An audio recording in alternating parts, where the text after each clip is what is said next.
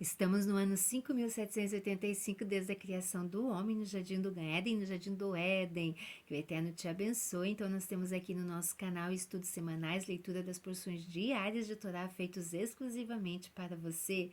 Que você seja muito bem-vindo aqui. Se você está aqui pela primeira vez, estava ali na internet e de repente entrou aqui no canal, que o Eterno possa falar ao teu coração, tem uma resposta para você. Que o Eterno te abençoe. Muito obrigada pela tua companhia. E você que está aqui pela primeira vez, eu faço um convite com todo o meu coração.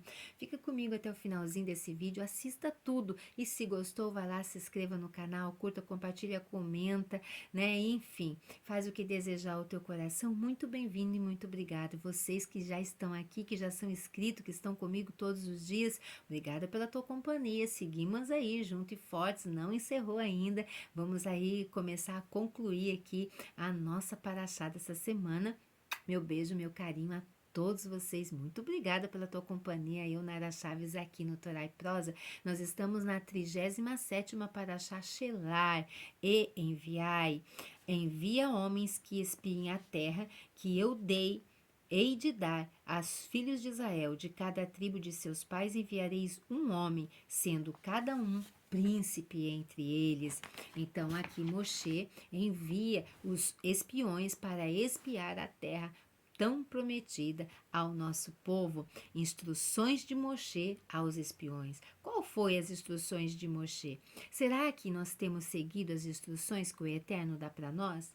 Será que os espiões aqui, que era para eles irem lá espiar a terra, fazer o seu relatório e trazer para Moshe e apresentar diante de toda a assembleia? Será que eles fizeram o serviço direitinho? Será que eles trouxeram as boas notícias ali? O que será que aconteceu ali? Porque eles receberam instruções de Moshe. Moshe dá as instruções para eles como deveriam fazer o serviço. Será que nós seguimos as instruções? Nós somos pessoas que conseguimos seguir as instruções?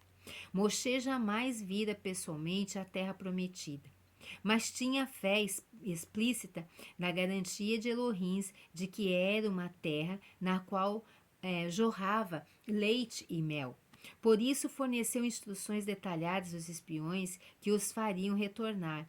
Pensou com um relato extremamente favorável. O povo então viajaria à terra em júbilo.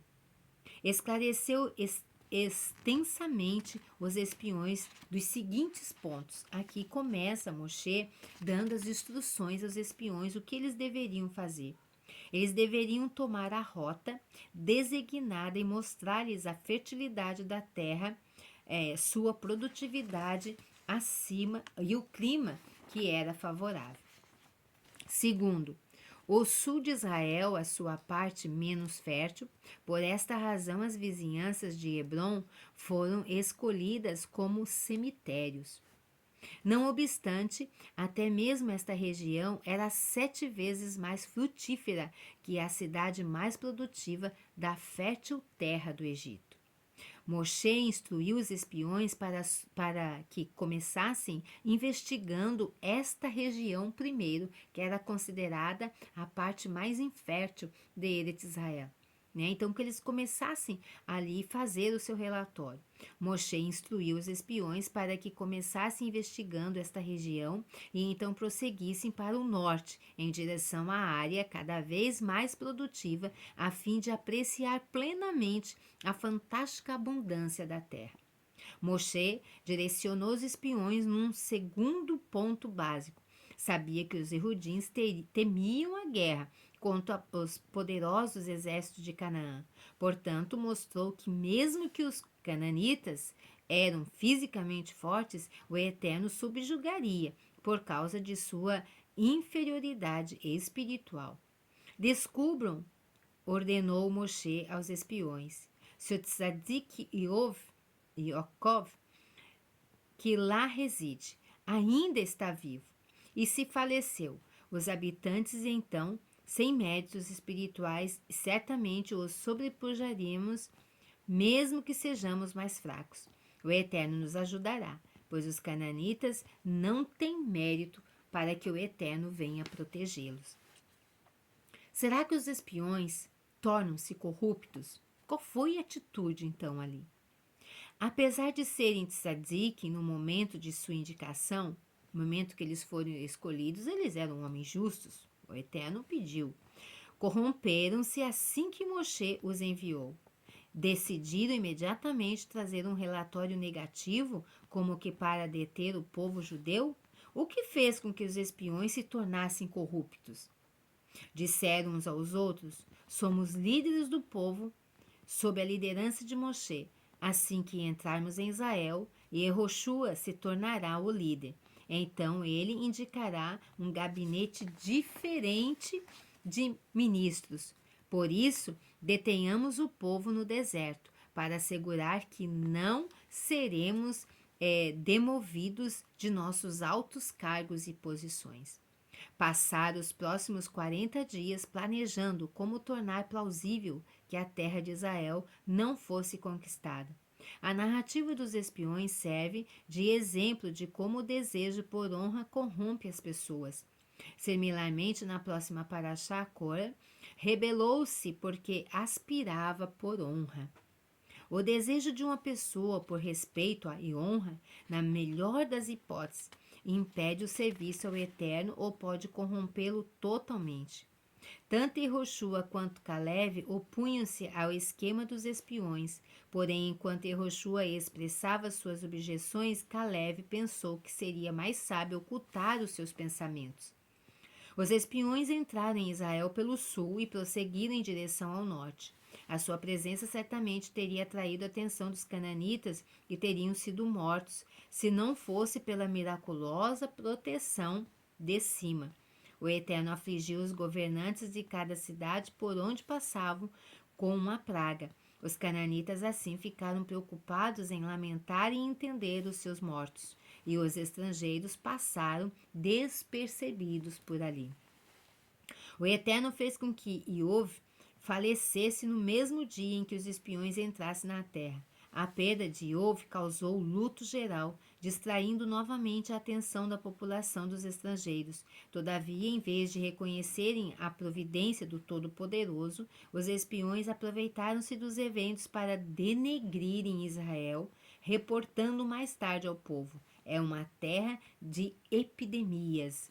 Onde quer que passássemos, víamos pessoas morrendo nos montes. Os espiões entraram nas vizinhanças de Hebron, onde ficava a gruta de Macpela, com medo de entrarem lá para rezar. Era de domínio público o fato de gigantes viverem naquela terra. Apenas Caleb ignorou o perigo, resolveu visitar o local sagrado onde nossos patriarcas estão enterrados, raciocinando: como posso evitar envolver-me com a conspiração dos espiões? Yehoshua está protegido pela oração de Moshe. Eu, porém, devo implicar a Elohims que me ajude? Por conseguinte, entrou na gruta para rezar. A Sheriná entrou junto com ele, a presença divina entrou junto com ele, para informar os patriarcas que chegou a hora de seus descendentes conquistarem a terra. Caleb atirou-se sobre os túmulos dos patriarcas e orou. E implorou que a misericórdia fosse com eles, salvo dos planos dos espiões. O fato de que o homem, com a força de caráter de Caleb, achou necessário rezar na gruta, prova que a tentação para ver os aspectos negativos da terra era muito forte, mesmo partindo de homens de estatura dos espiões. Por causa da oração de Moshe, Josué não teve necessidade de unir-se a Caleb em Hebron. Sempre que Yehoshua contemplava o nome de que Moshe lhe dera, a sua fé se fortalecia.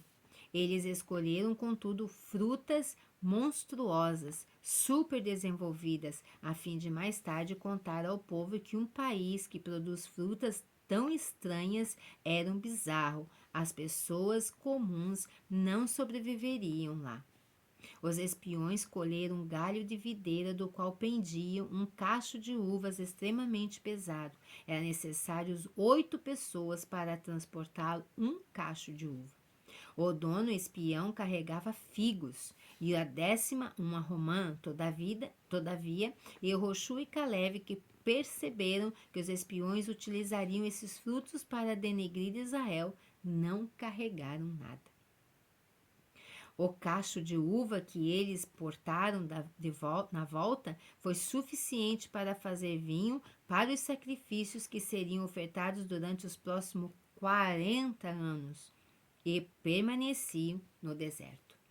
Durante todos os 40 dias de viagem, os espiões agendaram e ensaiaram um discurso que agitariam a comunidade inteira. Olha só como às vezes os planos das pessoas para trazer uma má notícia para você, ela fica arquitetando ali por muito tempo. Por isso ali, Yehoshua com a proteção ali da oração de Moshe e Caleb, eles não sucumbiram àquele plano para trazer a má notícia. Eles estavam prestando atenção em tudo ali o que estava sendo feito pelos espiões que estavam ali com eles. É muito importante que nós possamos ter discernimento espiritual para observarmos o que nos cerca à nossa volta, as atitudes das pessoas, aquilo que estão planejando pelas nossas costas, porque o Eterno não deixa. Aqueles ali foram atacados, né, com pragas ali, porque se não fosse isso, aqueles cananitas teriam destruídos a vida dos espiões. Porque quando o coração da pessoa não está no Eterno, a destruição é certa. Se você gostou desse vídeo, curta, compartilha, comente. Se não é inscrito, se inscreva no canal. Muito obrigada pela tua companhia. Leritra Odes. Até a próxima.